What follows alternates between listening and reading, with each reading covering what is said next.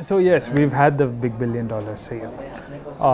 At some point of time, as a consumer, you tend to wonder where everybody is getting investments, which is what is helping them make these huge discounts. But in India, you don't have loyalty, and you are working on really thin margins. What is the end result of this?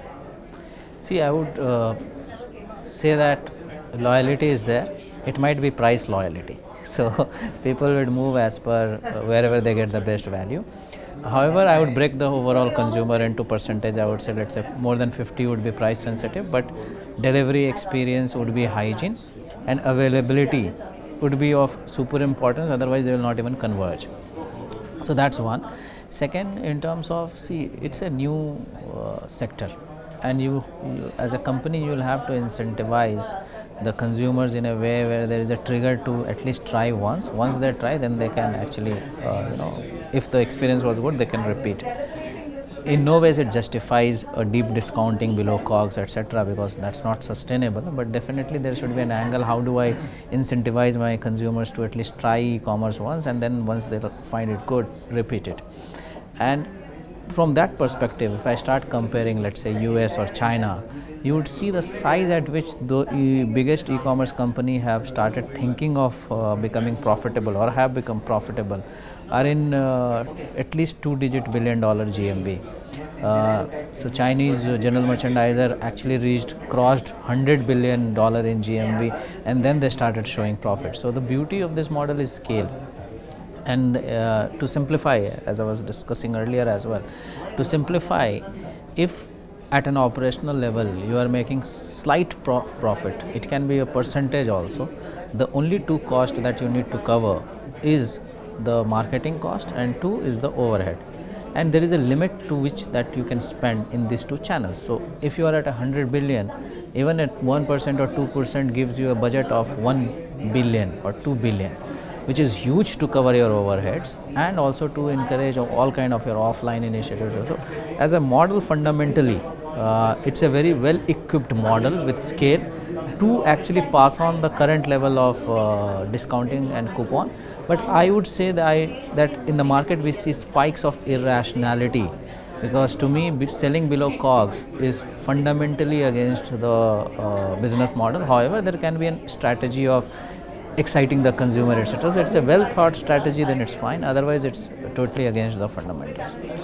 Do you think that the Indian market, the e-commerce market, is paralyzed, crippled by the same problem that, let's say, the telecom sector faced, the airlines faced, which is that the moment the sector became attractive or people started interested, there were way too many players.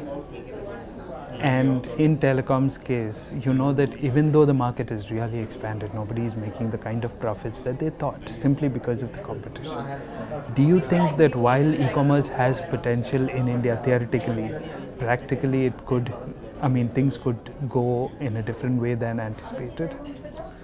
Not really, and the reason I say is that India is a unique market, and everyone says that. But I'll give a reference and relevance here.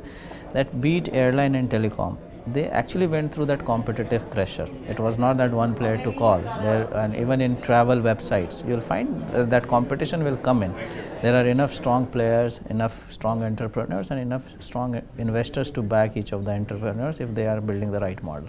So I assume, taking an assumption that it will not happen will be the wrong assumption. So if everyone is prepared that it will be a competitive market, even if you take airline or telecom, there are more than 4 players, and definitely 1 or 2 are profitable and quite early. Airline is losing money. Most of them are losing money. Most of them, but one is actually making money. So it will depend on the model, and someone will lose money, and then there will be a trajectory. So first question is, as a business model, is it a profitable, scalable and sustainable business model? Yes. How many can do it is a debatable question. But first is the first principle, yes, if I see it in a very neutral and objective way, there is a case where you can make it big, you can scale, and you can make it sustainable. Now some players would be slightly behind the race, some will be ahead of race, and that's how the journey will. And someone in fact might consolidate, someone else will buy it out.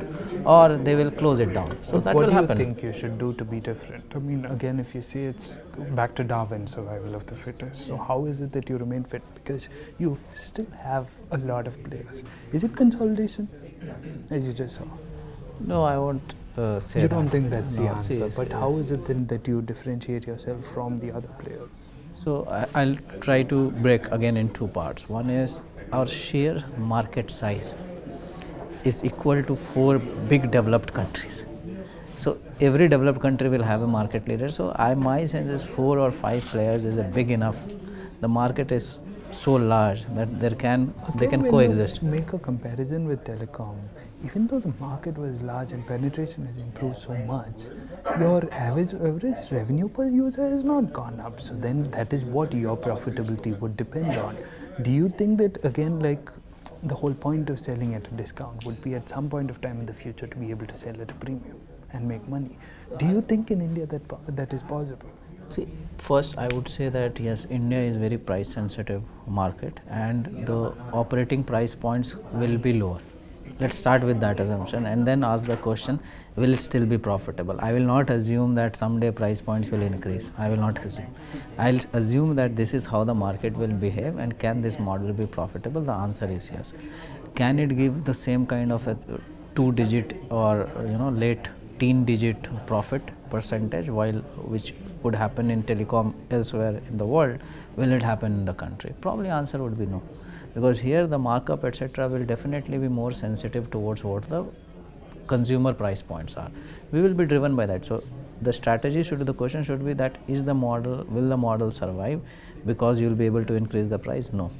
Will the model survive by rationalizing the demand? Yes. So the discount cannot go to the cost level, otherwise you will never make money. So that part will be stabilized and sanitized.